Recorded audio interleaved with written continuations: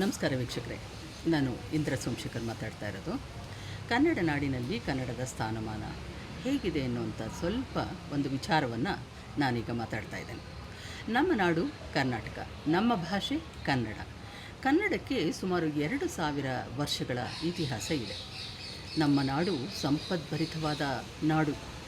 ನಮ್ಮ ಭಾಷೆ ಕನ್ನಡ ಭಾಷೆ.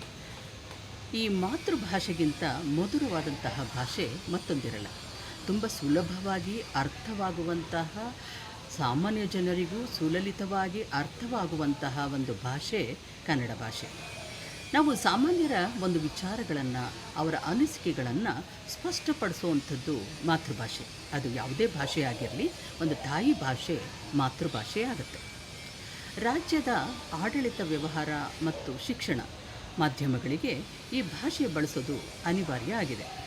ಕಾರಣಾಂತರಗಳಿಂದ ಅನೇಕ ವರ್ಷಗಳಾದರೂ ಕೂಡ ನಮ್ಮ ಕರ್ನಾಟಕಕ್ಕೆ, ಕನ್ನಡಕ್ಕೆ ಸರಿಯಾದಂತಹ ಸ್ಥಾನಮಾನ ಸಿಗದೇ ಇರುವಂಥದ್ದು ನಮ್ಮ ಒಂದು ದುಃಖಕರವಾದಂತಹ ಸಂಗತಿ ಅಂತ ಹೇಳಿದ್ರೆ ತಪ್ಪಾಗಲಾರದು.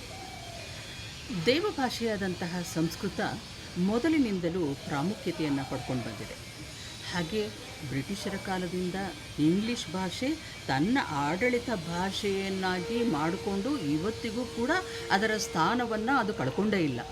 ಆದರೆ ಕನ್ನಡ ಯಾಕೆ ಹೀಗೆ? ಕರ್ನಾಟಕದಲ್ಲಿ ಕನ್ನಡಕ್ಕೆ ಸರಿಯಾದ ಸ್ಥಾನಮಾನ ಸಿಗದೇ ಇರುವಂಥದ್ದು ಎಷ್ಟು ಮಟ್ಟಿಗೆ ಸರಿ? ಇವೆಲ್ಲವನ್ನು ನಾವು ವಿಚಾರ ಮಾಡ್ತಾ ಹೋಗ್ತಾ ಇದ್ದರೆ ಕನ್ನಡ ನಾಡಿಗೆ ಎಂತಹ ಒಂದು ಗತಿ ಬಂತಲ್ಲಪ್ಪ, ಇದು ನಮ್ಮ ಕನ್ನಡಿಗರ ದುರ್ದೈವನ ಅಂತ ಹೇಳಿ ನಾವು ಯೋಚನೆ ಮಾಡಬೇಕಾಗಿರುವಂತಹ ಒಂದು ಪರಿಸ್ಥಿತಿ ಬಂದಿದೆ. ಕರ್ನಾಟಕದಲ್ಲಿ ಕನ್ನಡಿಗರಿಗೆ ಯಾಕೆ ದುರ್ದೈವ ಅಂತ ಯೋಚನೆ ಮಾಡ್ತಾ ಇದ್ದೀರಾ? ಯಾಕೆ ಅಂದರೆ ಕನ್ನಡಿಗರಿಗೆ ಭಾಷೆಯ ಬಗ್ಗೆ ಅಭಿಮಾನ ಇಲ್ಲದೇ ಇರೋದು ತುಂಬ ಸಂಕಟದ ವಿಷಯ ಆಗಿದೆ. ತಮಿಳುನಾಡಿನಲ್ಲಿ ತಮಿಳನ್ನು ಉಳಿಸಿ ಎನ್ನುವಂತಹ ಚಳುವಳಿ ಇಲ್ಲವೇ ಇಲ್ಲ. ಹಾಗೆ ಆಂಧ್ರ, ಕೇರಳ, ಮಹಾರಾಷ್ಟ್ರದಲ್ಲೂ ಕೂಡ ಇಂತಹ ಒಂದು ಪರಿಸ್ಥಿತಿ ಬಂದೇ ಇಲ್ಲ.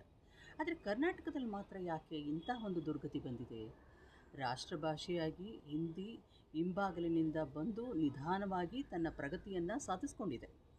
ಇಂಗ್ಲೀಷು ತನ್ನ ಸಾರ್ವಭೌಮತ್ವವನ್ನು ನಿರಾತಂಕವಾಗಿ ನಡೆಸ್ತಲೇ ಇದೆ. ಕರ್ನಾಟಕದಲ್ಲಿ ಕನ್ನಡವೇ ಆಡಳಿತ ಭಾಷೆ ಆಗಬೇಕು ಅಂತ ಹೇಳಿ ಸಾಕಷ್ಟು ಜನರು ಹೋರಾಟ ಮಾಡಿದ್ದಾರೆ. ಗೋಕಾಕ್ ಚಳುವಳಿ ಆಗಲಿ, ಕಾವೇರಿ ಚಳುವಳಿ ಆಗಲಿ, ಅನೇಕರ ಒಂದು ಕೂಗು, ವಿದ್ವಾಂಸರ ಕೂಗು, ಕನ್ನಡದ ಅಭಿಮಾನಿಗಳ ಕೂಗು, ಕನ್ನಡದ ಸಂಘ ಸಂಸ್ಥೆಗಳ ಕೂಗು, ಇವೆಲ್ಲವೂ ಆಗ್ತಾನೇ ಇದೆ. ಹೋರಾಟ ಆಗ್ತಾನೇ ಇದೆ. ನೂರಾರು ಜನ ಪ್ರಾಣಾರ್ಪಣೆ ಕೂಡ ಮಾಡಿದ್ದಾರೆ. ಆದರೂ ಕೂಡ ಇನ್ನೂ ಸರಿಯಾದಂತಹ ಒಂದು ಪ್ರಯೋಜನವನ್ನು ನಮ್ಮ ಜನ ಪಡ್ಕೊಂಡೇ ಇಲ್ಲ. ಯಾಕೆ ಇಂಥ ಒಂದು ಗತಿ ನಮ್ಮ ಕರ್ನಾಟಕಕ್ಕೆ ಬಂದಿದೆ ಅಂತ ಹೇಳಿ ನಾವು ಸ್ವಲ್ಪ ವಿಷಯವನ್ನು ವಿಚಾರ ಮಾಡಬೇಕಾಗಿದೆ. ಕನ್ನಡ ಮಾಧ್ಯಮದ ಎಷ್ಟೋ ಶಾಲೆಗಳು ಆಗಲೇ ಮುಚ್ಕೊಂಡು ಬರ್ತಾ ಇದೆ. ನವಂಬರ್ 1 ಬಂದರೆ ಸಾಕು, ಕನ್ನಡ ರಾಜ್ಯೋತ್ಸವವನ್ನು ನಾವು ಮಾಡಿ ಮುಗಿಸ್ಬಿಟ್ರೆ ಸಾಕು ಅಂತ ಹೇಳಿ ಕನ್ನಡದ ಅಭಿಮಾನಿಗಳು, ಕನ್ನಡದ ಸಂಘಗಳು, ಸಂಘ ಸಂಸ್ಥೆಗಳು ಇವೆಲ್ಲವೂ ಆ ಒಂದು ದಿನ ಆಚರಿಸ್ಬಿಟ್ಟು 1 ತಿಂಗಳು ಕನ್ನಡದ ಒಂದು ಪ್ರೋಗ್ರಾಮ್ಗಳನ್ನು ಮಾಡಿ, ಕಾರ್ಯಕ್ರಮಗಳನ್ನು ನಡೆಸಿ ನಿಲ್ಲಿಸ್ಬಿಡ್ತಾರೆ. ಅಲ್ಲಿಗೆ ನಮಗೆ ಒಂದು ಕರ್ತವ್ಯ ಮುಗೀತು, ನಮ್ಮ ಜವಾಬ್ದಾರಿ ಮುಗೀತು ಅಂತ ಹೇಳಿ ನಮ್ಮ ಕನ್ನಡ ಭಾಷೆ ಮತ್ತು ನಾಡುಗಳ ವಿಚಾರ ತುಂಬ ಭಾವನಾತ್ಮಕವಾದದ್ದು. ನಮ್ಮ ನಾಡು ಕರ್ನಾಟಕ, ನಮ್ಮ ಭಾಷೆ ಕನ್ನಡ, ಕನ್ನಡ ತಾಯಿ, ಕನ್ನಡಮ್ಮ, ಭುವನೇಶ್ವರಿ, ಜೈ ಕರ್ನಾಟಕ ಮಾತೆ, ಹೀಗೆ ಹಲವಾರು ಹೆಸರುಗಳಿಂದ ನಾವು ಕರಿತೇವೆ. ಇದೆಲ್ಲ ನಮ್ಮ ಭಾವನಾತ್ಮಕತೆಯಿಂದ ನಾವು ಕರಿತೇವೆ. ಜನ್ಮಭೂಮಿ ಎಂದು ನೆನೆದರೆ ಇಂತಹ ಒಂದು ನಂಟು ಅನಿವಾರ್ಯ. ಹಾಗಂತ ನಾವು ಅನ್ಯಾಯವನ್ನು ನೋಡಿಕೊಂಡು ಸುಮ್ಮನೆ ಕೂತ್ಕೊಂಡಿರೋಕ್ಕೆ ಸಾಧ್ಯ ಇಲ್ಲ ಅಲ್ವಾ? ನಮ್ಮ ಅನೇಕ ಕವಿಗಳು ಕನ್ನಡ ಅಭಿಮಾನವನ್ನು, ಕನ್ನಡತನವನ್ನು ಮೆರೆದಿದ್ದಾರೆ ನಿಜ. ಆದರೆ ಅದನ್ನು ಜಾರಿಗೊಳಿಸಲಾಗಿದೆಯಾ? ಇಂದು ಆಗುತ್ತಿರುವ ಅನ್ಯಾಯವನ್ನು ತಡೆಗಟ್ಟೋಕ್ಕೆ ಸಾಧ್ಯ ಆಗಿದೆಯಾ? ಇಲ್ಲ, ಖಂಡಿತ ಇಲ್ಲ. ನಮ್ಮ ಕನ್ನಡಿಗರು ಶತಮಾನಗಳಿಂದಲೂ ಸಹನೆಯ ಮನೋಭಾವವುಳ್ಳವರು.